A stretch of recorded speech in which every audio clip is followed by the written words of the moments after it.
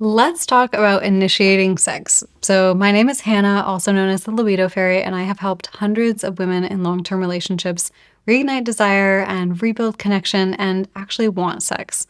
And a major issue that comes up all the time is how to get into it, how to get it started, aka initiation, and how to do that without awkwardness or pressure or one sidedness.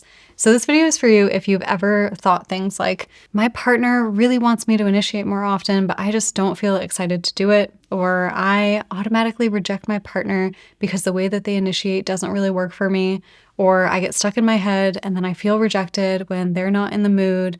Or I want more connection, but I just don't know how to start things off. All of those are you're in the right place. So let's talk about what actually works when it comes to initiating sex in a way that will feel good for both you and your partner. So I'm going to break down two major concepts. I'm going to talk about desire types, and then I'm going to talk about initiation styles. And knowing which of these you fall into on both sides can really massively help your relationship. So let's get started.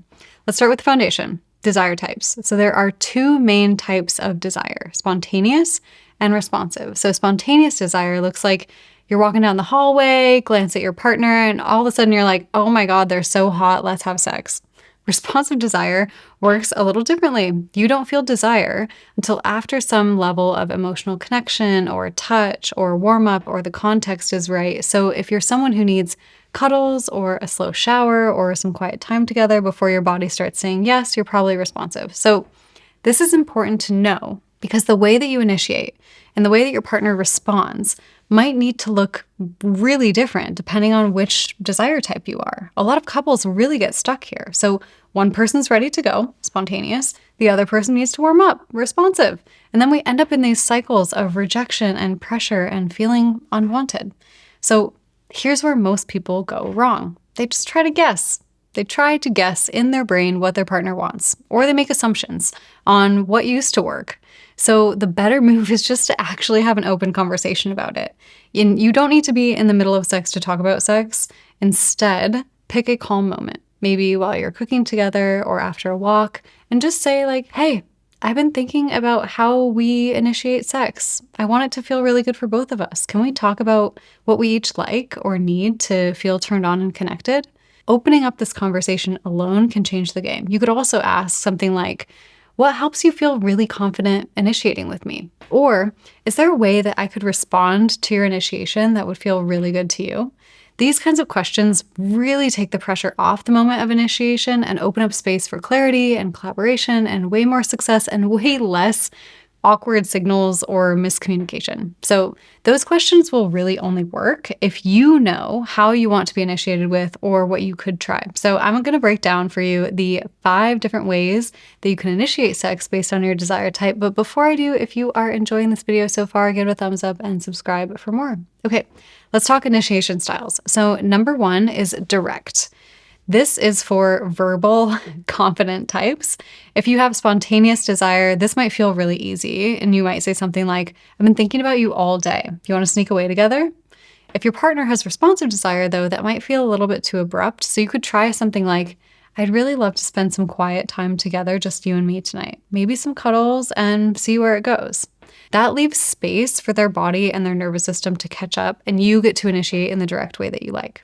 Number 2 is physical initiation. So sometimes actions speak louder than words. A lingering touch, stroking your partner's arm while you're watching a movie, resting your head on their chest. There are all these little cues that say, I want to be close to you. If your partner has responsive desire, I do not recommend that your physical cue is just grabbing their boobs or their butt. Instead, give them space to feel relaxed. Try a back rub, let your hands linger. This gives their body time to shift into arousal. However, on the opposite side, if your partner is spontaneous, maybe they do want to be grabbed. Maybe they want to be pushed up against a wall. Personally, I used to think that if I wasn't instantly excited, it meant that I didn't want sex. But when I learned that my body just needed more time, and when my partner gave me that space without any pressure, everything changed. Some of our best sex started from a slow touch. So talk to your partner about what type of physical initiation might work for them. And get really clear, because sometimes signals can get crossed. If you touch your partner in a way that you think in your mind, oh, this is going to tell them that I want to have sex, they might not be able to catch that vibe or interpret that. So really having a clear conversation about what do the signals mean? What does this touch kind of mean? That's really going to help you clarify this and initiate in a way that's going to work for you. Okay, number 3 is emotional connection. So for many women, desire starts with emotional intimacy. So you might say something to initiate like, I've really missed feeling close to you. Do you want to just talk about our day or snuggle up later, just the two of us? Or even just making your partner feel really seen and appreciated can open the door. So saying something like, you've been so supportive lately. I love feeling close to you.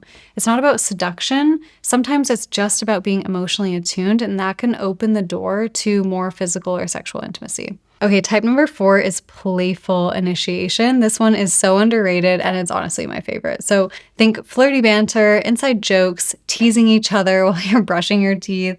One of my favorite ways to initiate this is actually sending Taylor really spicy calendar invitations with very inappropriate titles. Initiation doesn't have to be in person or serious. A well-timed look, an emoji, a subtle comment, a wildly inappropriate text message, those can be more effective than some kind of weird rehearsed pickup line.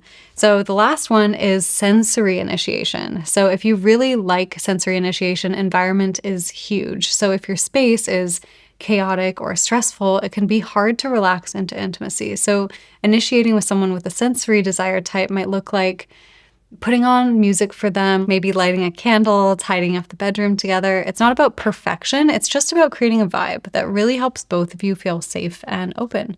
So responsive types especially, feeling regulated and comfortable is a huge component of saying yes.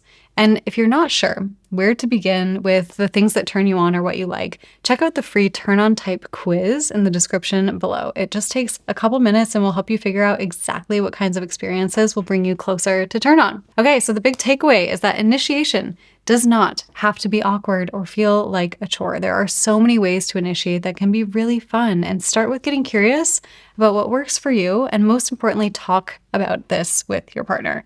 And if you want to build even more confidence and connection in the bedroom, check out this video right here where I walk you through how to actually build sexual confidence. So thank you so much for being here. I will see you in the next one.